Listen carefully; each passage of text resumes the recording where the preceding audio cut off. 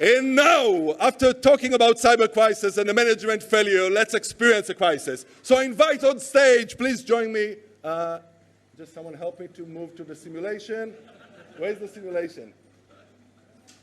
מישהו יכול להראות לי איפה הסימולציה? Okay, so now let's invite on stage all the experts in the cyber crisis management simulation. For the first time, we're going to have an experience of a live simulation of an incident that really happened. It happened 2 months ago, this incident. I'm very sorry for one thing, that due to the huge panel that we have, because we have a full board of experts, that unfortunately would not have the main screen during the simulation, but we'll manage it. So, please, welcome on board Limor Kesem, Dr. Amit Elazari, Keren Paikes, Racheli Bindman, Adas Tamam Ben Avraham, Dr. Yaniv Arel, Guy Bernard Magen, Or Lencher, Rafael Franco, Ido Naor, and Moti Kristal. I have to tell you, I know my community, there's no better team around here. You have the 2 top IR companies of Israel, the top crisis management companies of Israel, the top CEOs, the top legal, no better minds to go into the crisis with us. So let's get started. This is a real scenario.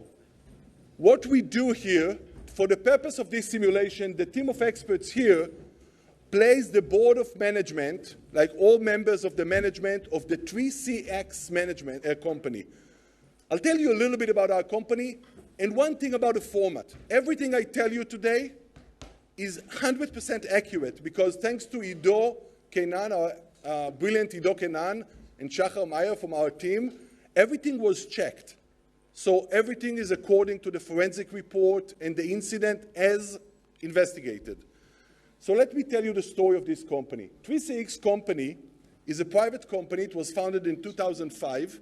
It's headquartered in the US. It has something like 200 employees in offices all over the world. Revenue is estimated at $200 million.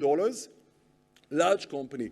They're dealing with a business that you may be familiar with, which is a VoIP, like voice over IP, or PBX, which is actually like VoIP centers. They are used by 12 million users around the world. Repeat the number, 12 million users around the world. It's a huge install base, 600,000 organizations in 190 countries. So just to give you the numbers, it's a big company, widely deployed all over the world. You want to know a little bit of the companies using them? So it's Toyota, Mercedes, Club Med, BMW, American Express, Air France. The top corporates around the world are using 3CX as the VoIP or PBX center. And now, and by the way, as the format, it will be very interactive and fast, and every time we'll have a short answer, because it's not a lecture, it's more like going into the simulation. It starts with an antivirus warning. It's a very simple antivirus warning by an AV vendor that actually said that the system might be infected. A normal AV alert, yes? And apparently, the company had an update, not important, but it's called Build 312, meaning they have many versions. It's one of the it's the latest version for the desktop app for Windows.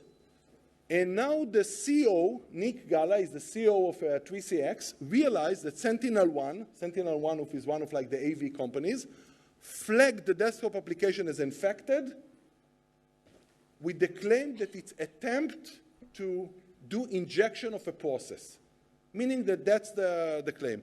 Let's get started by, we have here, for example, Ido Naor. You just get like a AV alert like that. Is it something alarming, something special? How would you react to such a AV alert that your software is affected? Okay. Yes. Okay. So first of all, nice to meet you. We are an incident response company, and I'm the CEO of those company. And for example, an AV or an EDR alert is not something of an incident based. So an incident for us is a lateral movement. No, okay. I'm just asking about this incident. You have an AV alert, you are a 3CX company and you got this alert. Something too alarming? No. No. Guy, You know, you're dealing with so many incidents. As an AV alert, a common AV alert about your software, is it something that requires a special attention? That depends on how the software itself is built. I'll raise my voice. But usually this kind of notifications are not very important. But as this is a new build, this is something that should be flagged, and someone should follow up on it, especially if it's not part of the usual behavior of the application. Okay, Limor, how common is it that you have like AV alerts on a software? Very common. Well, depending what kind of alert in software, right? I mean, in general, like he was saying, if it's a new build, you might have an inkling of a suspicion, but typically you get a lot of alerts all the time. Okay, I had a lot of experience with you during crisis, but just a question,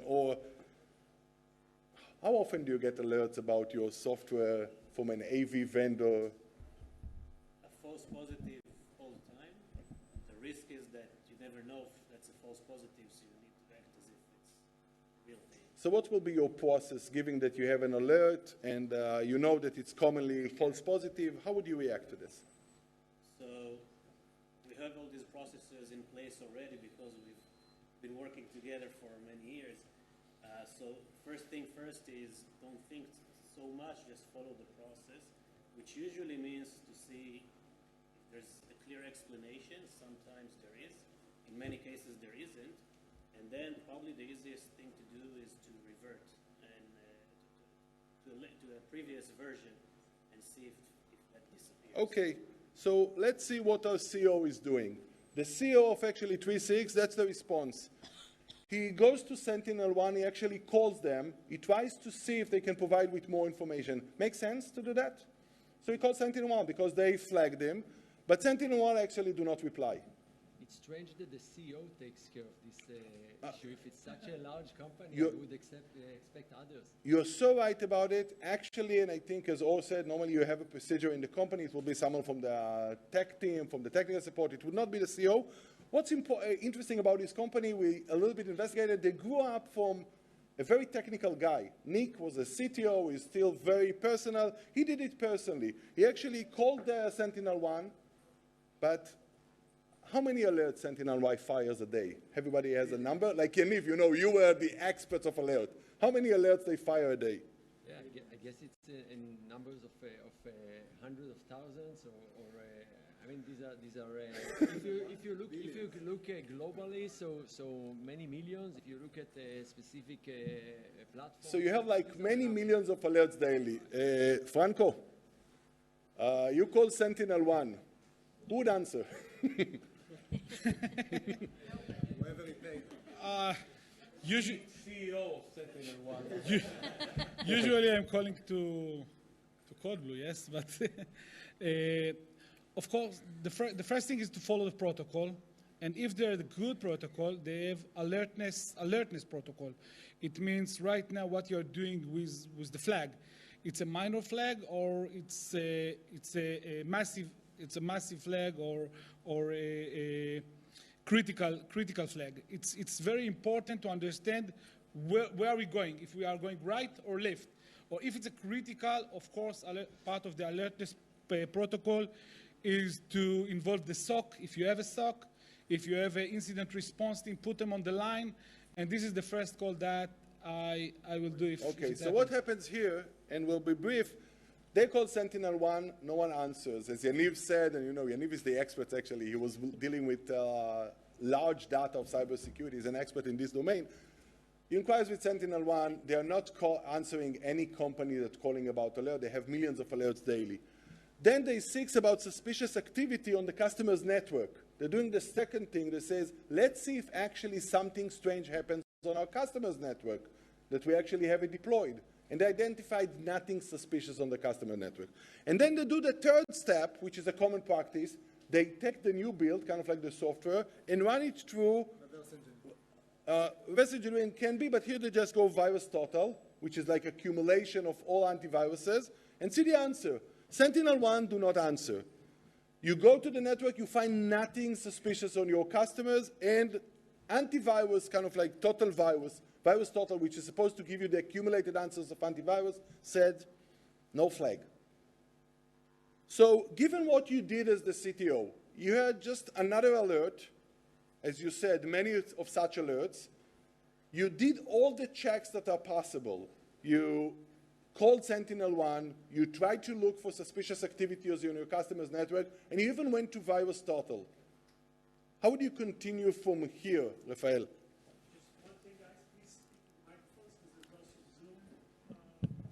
Thank you. Sure. So from my perspective, it could be some slowly lateral movement in your system. So right now, the incident response must to check and to try to operate the incident response protocol. And part of that is to find suspicious logs and to start to make a deep investigation. I have a question, Guy. Thank you. How common would be that a company that have an antivirus alert, the VirusTotal did not flag it, you see no suspicious activity, that would actually initiate an incident response? How common is that? That depends on the maturity of the company and actually about the context. An antivirus alert by itself is usually nothing and people ignore it. But if it's something related to a build, to a new application, probably someone from the DevOps team or someone from the IT team would take a look at it because it's something suspicious that should not have happened. The big issue here that customers of Sentinel-1 will get this flagged, which would hurt the customer base. So someone from the business would take a look at it. Very, very important point. So we are told by Or we have a protocol. He's saying, since it's a new build, I'll take a careful care. We're told by Rafael, you know, since it might be a suspicious alert, still actually initiate a response. And you guys saying it might be nothing, but if it's actually something for a new build, someone from the DevOps should look at careful care, not only because that it might be a real security alert, but it might have implications on your business because your customers have flagging now of Sentinel-1. All agreed. So let's see what Nick is doing. The CEO decides to dismiss the alert as false positive. The CEO is saying, actually, you know, I've been told by experts like Yaniv that there are millions of alerts. I've been told that there are so many false positives. It's common. I haven't seen it yet elsewhere. I haven't seen any impact. So he decided actually to tag it as a false positive and to continue business as usual. What happens next? What happens next is that the trainee partner, they have the work, this company works in like a partnership model. So one of a trainee in one of their partners actually posts on their forum, he posts the fact, is anyone else seeing an issue with other AV vendors? So someone actually from a partner is initiating this request.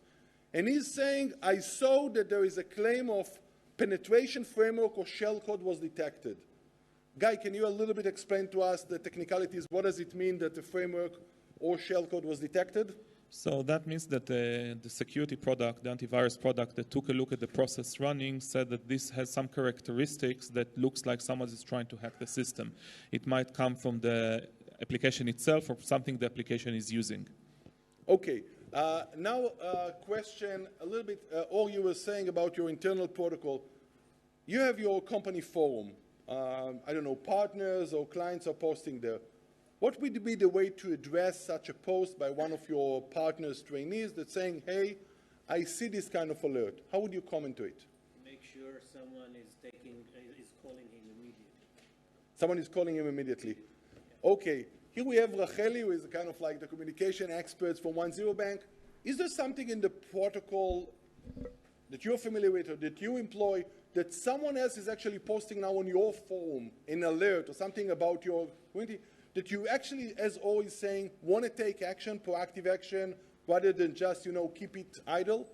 I think before you communicate such a thing, or contact the other supply chain, you first need to consult with the experts, with the cybersecurity expert, and you need to understand if this event can be spread to more of your partners, and can you prevent it or can you minimize it inside and very quickly. If the cybersecurity team will tell you that they need time, like they need 1 hour, 2 hours, they need to get more information because what you're telling me now is not enough information in order to see how much damage can be caused. Perfect. So I will buy time. Perfect. And I'll try to buy the time and to see if they can prevent further escalation, and then we decide if we go further. Perfect. Karen, you know, being involved in so many incidents as you were, If there's someone posts on your forum that there's a problem with your software that is being detected, how would you advise actually to reply on this forum, this particular forum? I would do everything in my power, because the goal is not to expose it until we have further information, right? We need to understand what we're dealing with. So I would advise anyone dealing with such a forum to first do anything in their power to take it offline, okay? To try to communicate in such a way with that partner to take it one-on-one. Perfect. And buy the time. Perfect. So I think your advice, yes, Yaniv. Maybe one comment. I think, and you know, I don't know what will be the next stage in this scenario, but I think that the fact that strangely the CTO or CO earlier took care of this very easy kind of alert, maybe it's one of the reasons that it took such attention of high level that he was rushing to close this event. Usually in large corporates, if you have relevant levels, they may continue to track this thing and not close it and decide it's false. Perfect. Let me just, you know, we have many dilemmas. Sorry that I'll keep face many dilemmas. What happens here is that actually the support team member says the following answer to the trainee. He says, you know, actually, you're Sentinel-1 client. Why don't you call Sentinel-1? So instead of what O advised us that we will actually try to contact him or help him, here the customer support is saying, you know, we're being flagged all the time. They don't answer our calls, but you're their client. Why don't you call Sentinel-1? Here, by the way, the trainee is a little bit surprised. He's saying, I don't want to go to all the text, but he's kind of like saying, don't you think as the company, it's your kind of like responsibility, or you want to talk to Sentinel-1? But the customer support say, they would answer you. You're the client. You're a paying client. They didn't answer us. So actually what happens here with the trainee, he goes back and he puts on the forum the full Sentinel-1 alert. So unlike what O was advising, take it offline, don't make it public, now you have on your forum the full detailed alert. I don't want to go too deep into it, but the idea is that you have a penetration framework or a shell code was detected. Rafael, now as a company you know that you have a shell code or framework detected. Is it a different scenario and now it's public on your forum? Of course. First, you have two flags, internal and external. When it's in the forum, also if it's a minor report, it's outside. So anyone exposed. Right now, they expand the communication, and right now you are in a communication event, and right now you need to start to explain. So what you need to doing right now is to control the narrative. Right now you are in a communication and PR situation. Okay, so since we have actually communication experts here on stage, Racheli, now it's on your forum that your system is detected with a potential shell code or framework penetration. What do you do now in controlling the narrative? So let's understand what the incomes of this communication. Other parties in the supply chain can now delete the software and they can kill my business. So I have to be prepared and be very careful. And we have to work very closely with the tech team and the cybersecurity team in order to understand if we can control it. If not, we need to collaborate. As said here before, you have to be proactive, to communicate, to be public about it, and to try to collaborate with the injured parties in order to mitigate and to narrow the damages. Perfect. Limor, since you have so many large-scale installations, in this case that now your software is being alerted for having a shell code, I think as said, if Sentinel-1 alerts, others would alert, what would you actually advise the client on? The software is out there. It's installed all over. We said 12 million installations, 600,000 organizations. What would you advise the client now when this alert is public? Before I advise the client, what I'm thinking is, where's my incident response team? Where's the information that I need from my technical team? What are they doing while this is happening? Have they looked at it? Have they analyzed it? Then I can have advice for my clients. Perfect. And so, yes, I will also post on the forum. I might not take it down, but rather show that we care and we're taking care of it. And I'll be saying, we are handling, please wait for news within 2 hours Perfect. if my team tells me that. Ido, being the expert that you are in actually analyzing it, what would be the next steps you're doing in analyzing this situation? There's a claim here that you have a shellcode or a framework attack. What would you do in terms of technical aspects in order to investigate it? So first we need to understand that there was a claim for an injection, and then the EDR identified it, and then we said shellcode. So we need to understand that the EDRs are monitoring the operating system in a way that if something is requesting for elaborated privileges, then the EDR pops. And this is exactly why we saw this alert. So the next stage, in my opinion, if you have Sentinel-1 or any other EDR vendor, you need to demand their MDR team, the Managed Detection and Response, to fully investigate it. Perfect. Get a report with all the technical details. Perfect. So see what's happening. The company is actually not analyzing it in full, but that's what's happening in reality. 7 days later, which is the 29th of March this year, it's all fresh, hackers deploy a global large-scale attack on infected 3CX customers, potentially hundreds of thousands of infected users. So apparently, we're no longer in an antivirus detection or antivirus false positive. Now we have an active infection of hundreds of thousands of your users. It's a very different ballgame. We'll understand. So, first question, Rafael, how would you manage the response given your software now is an active virus? So just let me tell you that if it's a massive attack global, it's easy to handle that because you are not alone in this case. And this is very important to understand that. No, but it's a massive attack on your software. Of course. Second, I think the most important right now is to calculate the damage, to notify the customers, and to find alternative.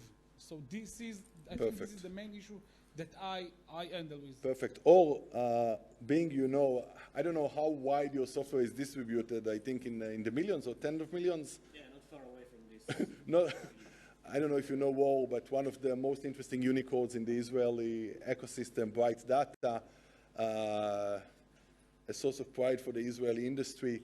You are so widely deployed. What do you do when you understand that your software is actually now an active virus at the hand of your infected users? A few things. First of all, I'm not getting into the way of anyone that sits here. I can only hurt the process. I need to get options. I need to understand the different scenarios, and then I need to take the end decision. It's my responsibility, but it's not my job to analyze the technical parts or anything else. I think that we missed a part, which is calling you specifically. I would call you. Very important. No, but you or your competitors. No, wrong answer. Because before even thinking about what I think is right and wrong, there's laws, there are laws, regulations, procedures that smarter people than we already put in place. And we need to understand what we have to do, even if it's not an easy thing to do. Perfect. Keren, now it's the question. How do you communicate to your customers? You have 12 million users, you have 600,000 organizations relying on your software, and now it's becoming understood that they are infected. Your software became actually a source of infection. We don't know yet what this infection means and what they want to do, but you're becoming actually a virus within your clients' installations. So the goal here is, first and foremost, is to reduce the damage, as Racheli said before. There's no real winning here, okay? So it's important to state that. So first and foremost, you need to show that you're fixing it and actually doing the process to minimize the damage to them and assure them that what you're doing has an impact. And keep it going, like keep updating within declared time frames. You can't disappear this. You have to control the narrative throughout and in a very steady way. Now, I wouldn't only go with a statement.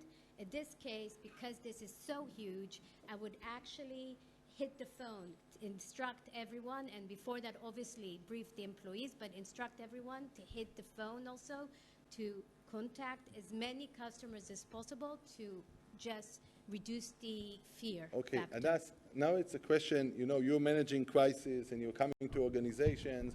In this situation, when you know that you actually have large infection all over, what would be your advice actually to the CEO, advice to the management in the fact that it's actually broad infection of your client base? Okay. In different country, we have a different regulation, but in 7 days, it's a long time, and we have to report it. So we have to report it to the authorities that need to know about the crisis. But, like Limor said, I need more information. In this stage, I can't bring them anything, and this is a big problem for me as a company. Perfect. So let's see what happens. Actually, the same day security reports pops up for different companies, CrowdStrike included, and CrowdStrike actually report now on the 3CX attack.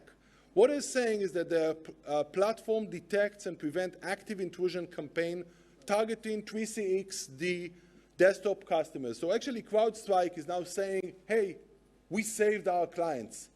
CrowdStrike is coming as the heroes. They're saying, hey, we actually realized that this software, this 3CX software of the voice over IP or PBX is a risk to our clients. So we stopped it. They are a competitor with Sentinel-1, yeah? There's a competitor in Sentinel-1, but another thing you want to do as a security company, say, hey, I protect my clients. Nick, our friend, the CEO, calls actually, approach CrowdStrike and says, can you actually provide me with more information? And they says, sure. They briefed him about the incidents, and that's a story. That's the only one slide that I don't want to go into details because it's beyond the scope of this strategy. But interesting enough, there's Huntress, which is another company, the security company, actually analyzed this attack. And interesting about this attack, what they realized is that in the new build, there was actually a code injection, like a Trojan. This Trojan, what he was doing is actually invoked another process that was not supposed to be running. And this process, this payload, waited for 7 days inactive. And after 7 days, it went to GitHub to apparently download fonts, which is a common practice. You just download fonts. It doesn't seem anything bizarre. But apparently this library of fonts, icons, Ido is right. He went to download icons, and he went to this library to download icons, and apparently what was hiding in this code was a piece of code that was not part of this icon, because it was kind of like unreported library. So apparently we had actually a code that was installed in the software that inject actually calling into data from GitHub and installing something. And now it's the time for the press. After CrowdStrike, defend their clients and actually go public about we protected our clients from getting infected. Some of the clients, by the way, the largest clients, be reminded, it's BMW, it's Toyota, it's American Express. They want to show the clients it's worth the money, so they make publicity around it. So now Bleeping Computer is some kind of like newspaper. Bleeping Computer, John Donald from Bleeping Computer is contacting now the spokesperson, Racheli, the spokesperson now of 3CX, and he's saying, can you comment on the security report that associates 3CX desktop app with a supply chain attack?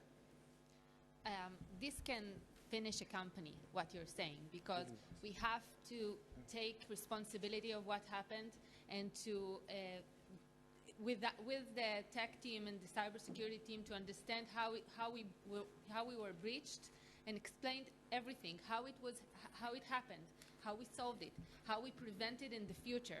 Because as said, the damage has already been done. We have, it's a serious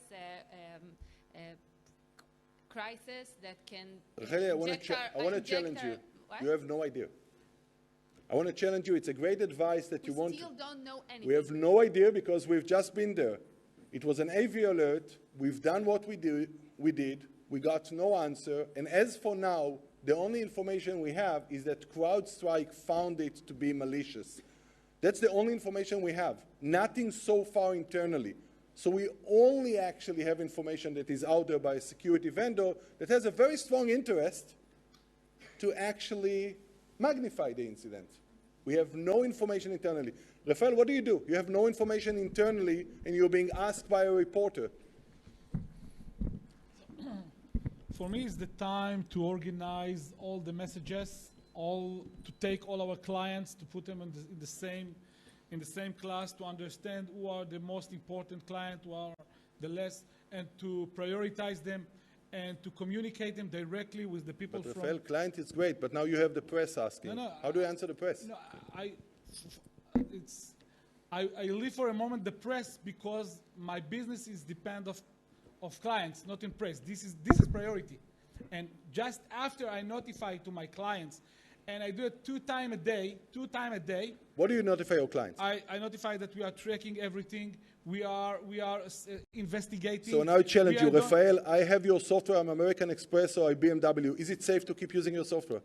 I can tell you, as we know right now, it's safe to use. Can you tell me it's safe to use your software? Yes, because the business is always running everything. We are responsible for the business, and as you know, I dealt with the top. Here I think we have a disagreement. Or do you say course. to your clients that it's safe to use your software? First, I have a short question. After 7+ days, they know nothing? They know nothing because what they did when there was an AV alert, they checked with VirusTotal, they checked with Sentinel. The code actually stayed dormant for 7 days. That's the way the code operates. The code was inactive for 7 days, so for the first time you have something active 7 days later. What would you do as a CEO? You know that now some of the top clients around the world are using you. It's your software that's now infecting them. What would you tell them? Just another question because I'm not familiar with the company. Is it like critical infrastructure for these clients? In a sense, having a voice. Not to my business. In a sense, communication, voice over IP communication is something a little bit critical to these companies. The way that they communicate externally, the way that they handle their calls, it will be a big disruption for them if they don't have a VoIP over IP infrastructure. So I would try and do a few things. First of all, we know nothing technically, but we know things. We know that we got an alert. We know that CrowdStrike and a few other AVs identified that. We do have information that this is the time to be as transparent as possible. But my question, I'm calling you American Express. Could I keep using your software? Oh, I moved from the press to the customer. No, I'm saying, what would you say to your clients? Can I keep using your software? You have no idea. We're still investigating. So what's my advice? Should I keep using your software? Really hard to answer with so much information. Okay, Racheli, now a question for you. Given the fact that Bleeping Computer is calling and you cannot actually ignore Bleeping Computer, maybe you or Karen, what would you answer the reporter? I think it's a problem to say for definite that the software is safe to use, because the truth will come out eventually. And if I'm mistaken, and I'm guessing right now, then my reputation is over. So I have to be honest and, as said, transparent, and said that we are working together with our clients and to check all the information.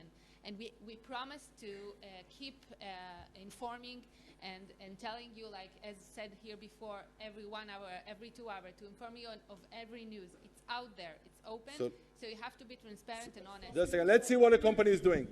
Let's see what the company is doing. But you need to decide to stop or to use right now. This is the question. So what's the answer, Rafael? Would you say? With all the risk right now, I know it will be changed in a moment, but right now we are doing everything and you can use it. How can you say that it's safe to use it? You have no idea what's the code there. You have no idea what's being used for. Based on your investigation right now, as you speak, Yes, don't Ido. have any evidence. Yes, right Ido. now. In my opinion, first of all, we know that CrowdStrike is a very respected company. If they say there is a shellcode, then there is a shellcode probably. They obviously won't go public with that, competing against one of their biggest competitors, Sentinel-1.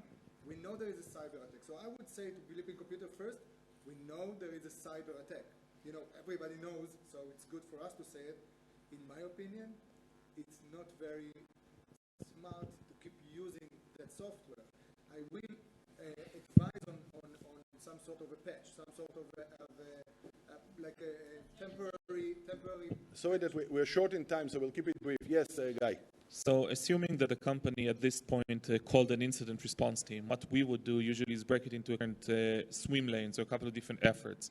The first one, can we provide some sort of stopgap for our customers? Can we revert the build? Would this solve the problem? Second effort, Can we do something remotely to all of our install base at once? Can we patch it? Can we or can't we? Do we have options? And thirdly, we need a team to actually investigate and get answers now. So that means that you need the forensics experts and you need answers fast. Perfect. Moti, now the question is for you. You know, normally you're negotiating with the bad guys. Now there's no bad guy, but there's the press, and they're asking a very hard question that would impact your company. What would you advise? That's exactly, you saw that I'm getting edgy. Not because I'm waiting for the bad guys, but because this is a conversation that it doesn't really happen. Because in the real world, all these great experts come only if it's the fan. And the conversation in the real world happens, the CISO comes hysterically to the CEO and said, we have alert, and should I turn off the company? And the CEO said, what are you talking about? We move. And then there's a bleeping computer asking, tell them that everything is okay. This is what happens in the real Okay, so life. what's happened in real life is when the press is asking, the CEO decided not to reply to the comment request. The CEO said, I have nothing to reply now, I don't want to scare my business. And actually what they're doing is that Bleeping Computer is saying 3CX spokesperson did not reply to the request to comment for Bleeping Computer, reached out earlier today. Now, they're hiring Mandiant. We'll have to But I just want to, this is the worst case scenario, not to respond. You have to assume that when a reporter is contacting you, he knows the full story, he knows everything about it, he will go full it. The fact that you're ignoring it makes you basically perfect. So guilty. you almost ignored kind of like the press. It's out there, it's in QuietStark, he has all the information. And now by ignoring it just makes sense that you as a company do not actually acknowledge it or do not take responsibility, you're just actually ignoring the press. What happened, they're hiring Mandiant, and the first thing that comes on the 30th of March is that QuietStrike now claims from forensic investigation that it's actually North Korea who attacked.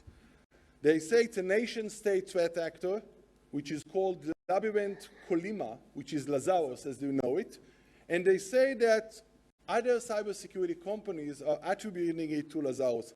Yaniv, when a company finds it's a North Korean attacker, what normally would they do? How would they go about this?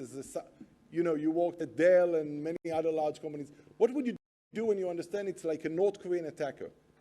Yeah, I think that in the past we could say, this is a nation-state attack. It's beyond our responsibility or plans. But these days, as we see such type of attacks, meeting companies and others, we cannot say it.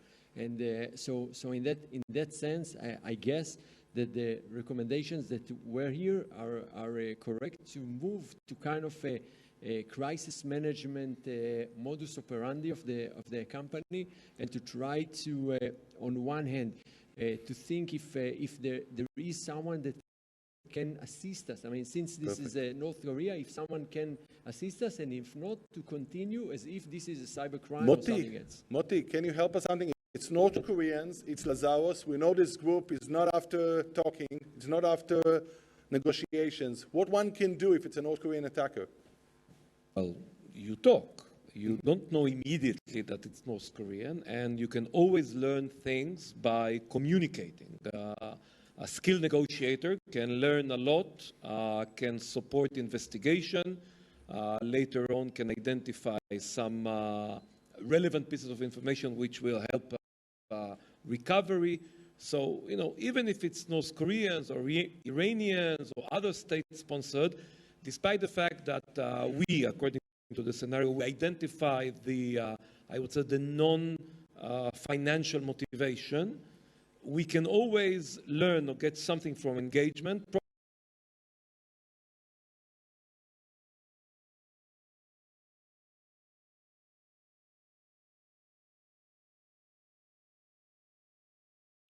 I think the negotiation, I will ask him to bring me more time, and then I understand more of I have more details and more information about this attack.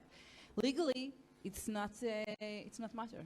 We have to report it, we have to do all the stuff, and we don't have anything that we can do, even if this is and other states. Okay, so let's continue with this. Here there are many dilemmas, but I'll have to be less. But Karen, just a question. The fact that it's North Korean, does this change something the way that you talk to the press? It's actually good for the press. As a matter of a story and as a matter of a narrative. Exactly, but it's good for the press. I hate to say it, but the fact, in terms of global press, the fact that it's a North Korean attack makes them already on your side. So it's not a bad thing that this is happening, obviously security-wise, but not a bad thing narrative-wise. Or as a CEO, does it change the way that you communicate to the clients, or they think that the crisis would end, given it's North Koreans? To the clients, I'm not sure that's a positive thing, because it will just put them in a terrified position. I would do two things in parallel while still not getting involved in the technical parts, which I can really help with. First of all, I'll be very out as the face of the company to show trust, to show confidence, so people will actually listen to me and what the company has to say, while starting to think, or already in the process about what I'm doing, the business continuity. Okay, Racheli, what's your opinion, given the fact it's North Koreans? I think while the instincts say that it's bigger than us, it's North Korea, so we can say it's not us, it's bigger than us. You need to speak with the security agency. In terms of clients, they can be more scared, and they will say, I trusted you, I thought you're safe, and if you are exposed to this big possibility of breach, so I cannot trust you anymore. So I'm not good. As said, it's good for the story, but it's not good for the story, for the future of the company. So let's continue here. 3CX actually decide not to speak about North Korea. They said North Korea would scare our clients would feel less secured.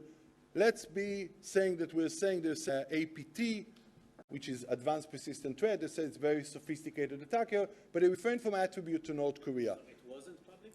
No, it was public, but it's something that is a CrowdStrike report or Blippy computer that is not widely spread, is not as if it was on the Wall Street Journal or in New York Times. So they decided actually not to put too much attention to the fact that it's North Korean.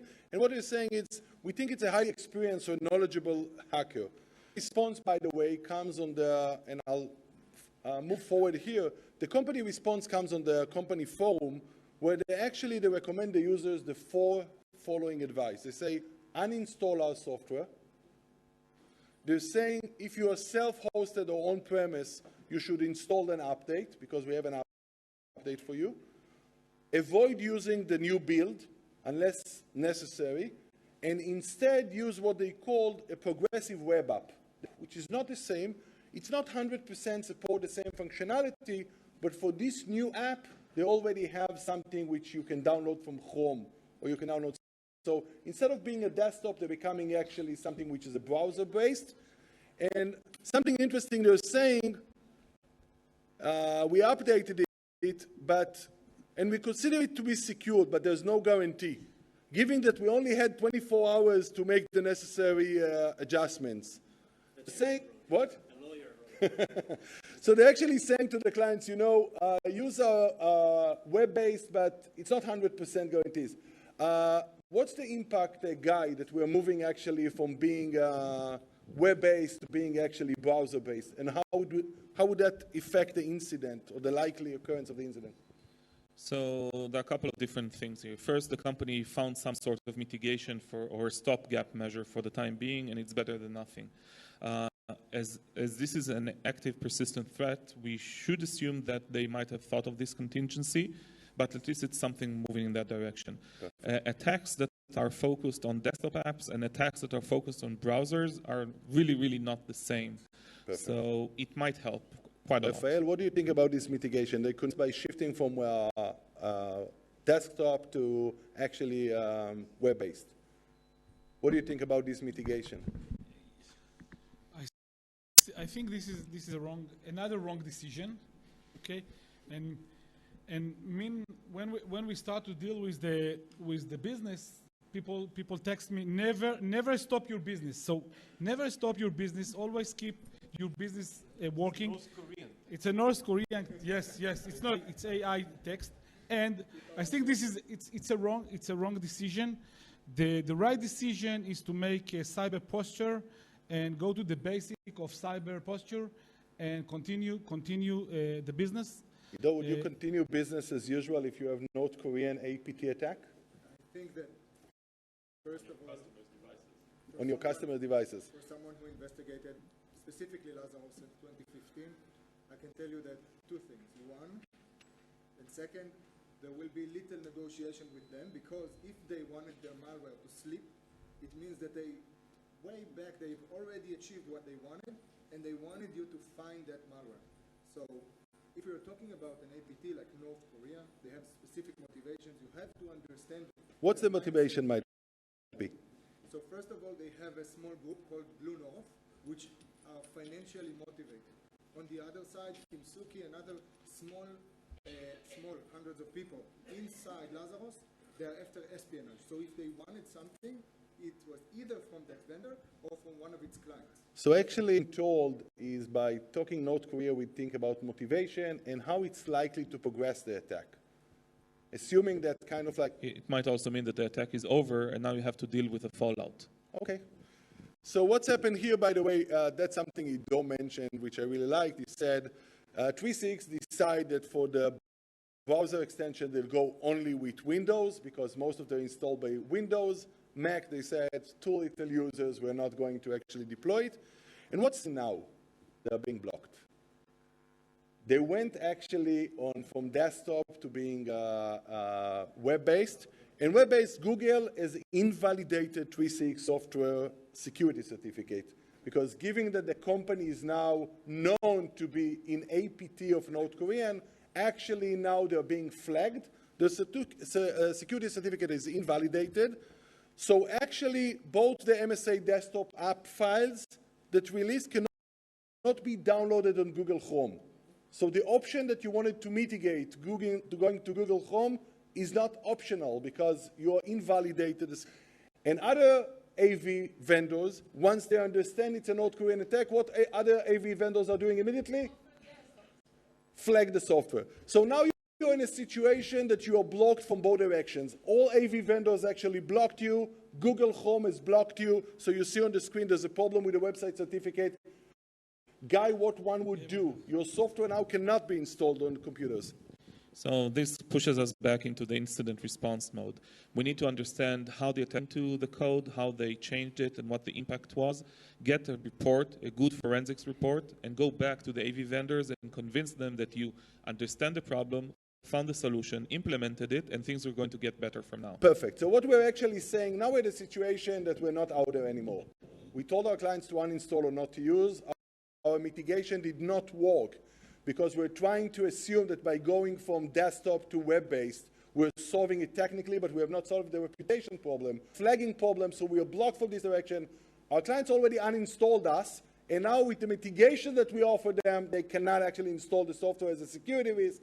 And now, as Guy tells us, we need to go to the basics. We need to have a good forensic report to convince the AV vendors and Google Chrome to let us back in. So we talked about what happened when you're being blocked. Interesting enough, the company comes with this response, which I thought is hilarious. And by the way, just the fact that it was on April Fool, 1st of April, makes some sense of their comment. But Very what they're doing, they're saying to their customers, as a token of gratitude, 3 months free software. Perfect. That was their reaction. They go live and says, actually, as a valued customer, you get 3 months free. I don't know if that's the best reaction. What's interesting, by the way, is the CEO for the first time go publicly with admission. They go actually interviewed with the register, now a note, and they're saying the following. I have to be honest, we didn't take it seriously. We considered the Sentinel-1 alert as a false positive. We didn't understand before the severity of it. Now we understand they outsmart us. Karen, what do you have to say about this kind of like public reaction that you go now live on the register, like reputable media, and saying, actually, they outsmarted us. We failed. It's the right direct, but not the right words. If I were the CEO or if I were advising to the CEO, I would go play by play what happened and what we think is the solution, and not admit that they didn't take it seriously, obviously, but admit that this was something unprecedented and they had to deal with it.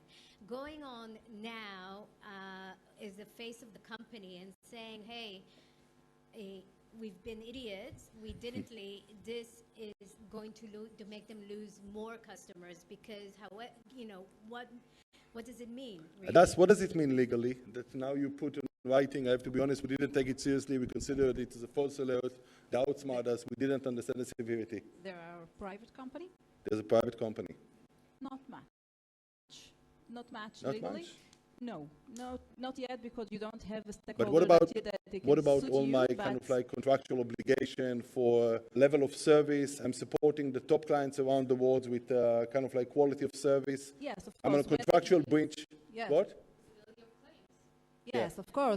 And When they will sit you, this is going to be the first page on the suit that. okay, so you actually already admitted the claim. Yeah. It's now only about damages. So you have 12 million customers, 600,000 organization, and you already admitted that it was your negligence that led to it. Okay. Do we have any evidence at all that the attack achieved anything malicious other than flagging? Very interesting. You are pointing to a question that so far we know that actually they initiated, so they infected the system, not about damages yet. So let's go to this stage. Mandiant report, by the way, beautiful report, we advise you to read it, tells the story. He said actually it was a supply chain within a supply chain. What I realized is that former software that the company downloaded, some kind of like futures trades, a software, by the way, that was downloaded only by 97 people around the world. One of them is 3CX employee. Actually was a malicious software that did lateral movement into their system and was actually able to get into the code repository, change the code repository, and weaponize it. So apparently it's, by the way, first time we saw a supply chain within a supply chain large-scale attack. And apparently North Korean, how do you do know North Korean? They do it by the indication of compromise. They analyze the code footprint. So now a question to you, Guy. What do you say about going with the Mandiant report publicly? I think that's not a good idea, and I'll explain why. The Mandiant report has a lot of forensic data, a lot of information there that might be useful for the public. Also has a lot of private information and other indicators which should be very closely controlled and shared with people who actually need to know.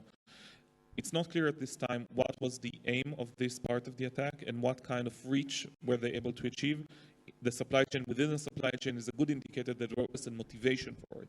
Okay. And unless it's clear, it would be a bad idea to publicize it. Racheli, what do you say? Can you have a microphone? What do you say about it? I think he's right. And what you need to do now is to communicate your future steps. How are you going to prevent it in the future? What are the consequences of what happens, and how you now have new measures and new management risk policy that you're going to implement in order to prevent this possibility that it's going to happen in the future. Like, for example, you talked about the employee that downloaded this update, so how he won't be able to do so in the future, and there will be like walls of protection. Limor, as IBM, what would you advise now with the report? Is something you would put out there publicly, or keep it private? No, I would not put out a complete forensic report. Again, it has a lot of information in it. What I would have done throughout this entire incident is just keep insistently putting my customers first, showing what I'm doing for my customers. Every possible step has been taken. Also communicate that to the customers, communicate it on the forum, tell it to the press. Relentlessly show how we put our customers first and save some of our reputation. Perfect. So here, actually 3CX, not for the first time in our simulation, did the opposite to what you experts advised them. And the 3CX actually say we're going to put Mandiant report public there, fully public there, so to show kind of like what's the result. So they put actually the initial information from Mediant, they put actually on their live chat. That's the Mediant report. And in the Mediant report, it says the attribute to North Korea. So now it's their forensic team that attribute to North Korea. And now actually the CISO for the first time says, based on the investigation that we had with Mediant, we attribute activity to cluster name called UNC 4736, which is actually Mediant access code to Nexus North Korea. And they're actually explaining in the published report the full chain of the attack. They explain that it was a user that downloaded this future trade software, like called X-Trade. The X-Trade had this malicious code that actually infected their network and able to control the build. Just to finalize the incident, and I think Guy already kind of like said it earlier, when you go public, the fact it's North Korean, you did attribution. You said, okay, it's a very sophisticated attacker and it's North Korean. What about the motivation and about the questions that really matters to others? What the North Koreans are after, and if I'm your client, what I have to be concerned about? The root question here, just as Limor said, the customers don't care if it was North Korea, Iran, Iraq, Afghanistan, it doesn't matter at all. They care about what is the implication for them, what is going to be the impact on their business. Does it change your response plan, given that it's North Korean? Not really. It doesn't matter. Does it change your response plan, knowing that it's North Korean, knowing their motivation? From my perspective, no, not really. Rafael, does it change your response plan, knowing it's North Korean and it's actually, they are motivated by something other than financial gain? Same narrative, different messages. To my clients is not matter. To the press is matter, because if I want a support from a national team, and we didn't spoke about that, this is why I will say this is in North Korea, it's a bigger than us. To my customer, I will say, and if I published and did another mistake with Mediant report, I will say, yes, we take and we make a lot of pasture, and we are better, we are getting all the gaps, and right now we are fixing it. Sorry that we have to rush to the end, so let's actually go to Guy's point, understand the motivation. Why it's so important, and I think just 30 seconds for Moti. Moti, why it's so important to understand the motivation about the attacker, and how do you find the motivation? Well, the motivation, understanding the motivation really leads or indicates the scope of the event. Usually, threat actors are financially motivated. It will lead to some sort of bargaining and whether they pay the ransom or they don't pay the ransom. If it is politically motivated, usually we do not engage in substantial negotiations because we don't want to amplify the effect of this politically motivated group. And the effect is to cause havoc, to humiliate, or to find some vulnerability in the public. The problem is what we saw very briefly in Israel and what we might see in the future, and that is, I think that Ido indicated, that there are politically motivated threat actors who actually disguise as actually motivated. Perfect. So let's see, actually, I think with the so experienced Moti, let's lead to a conclusion. What's happened here? Actually, Mendy understand the motivation, and I think Ido was very right about it.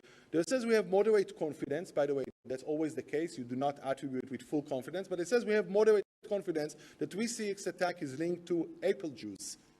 Kaspersky actually found, doesn't matter about the details, but some kind of a backdoor called Guporam. The malware was used actually by the North Korean before investigation around cryptocurrency companies. They're actually after cryptocurrency companies in actually, stealing actually cryptocurrency.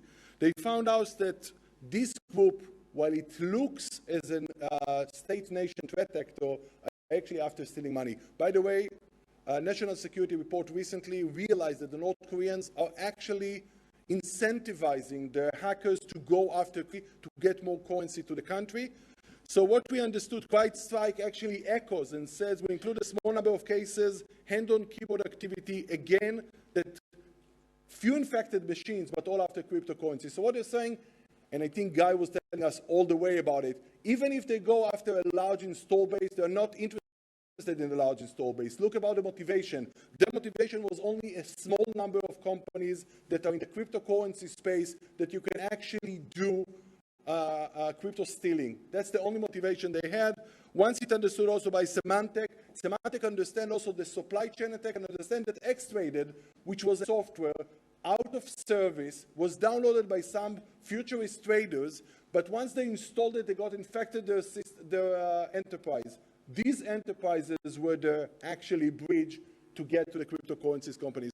So to wrap up, now it understands the motivation. It's Lazaros groups actually going after cryptocurrency, and it's now out there everywhere. So it's the first time reported in the 20th of April, a month and a half ago, 2 months ago, that it's the first time we saw a supply chain in a supply chain cascaded effect that actually in the manifestation, a large install base, but actually hiding the fact that it was all after financial motivation, staying dormant for a while. And as Guy indicated, when it went public, it was also after the fact. They didn't care about going public. They only cared about the weaponization on the target clients. And just to wrap up, now the CEO is saying, hey, now we understand that it was a third-party company to blame. It was this X-Traded company. They had a shitty software, and we got infected because of this shitty software. And this cascading effect of supply chain attack is just because they don't keep their software secure. And we are the first time that we had to go over this catastrophe of cascading effect. To wrap up, 3CX has disastrous impact. Install base actually lost. A very hard impact on the company. Lawsuits are coming. Thank you for the incredible panel of experts that helped 3CX to manage this incident. Thank you so much.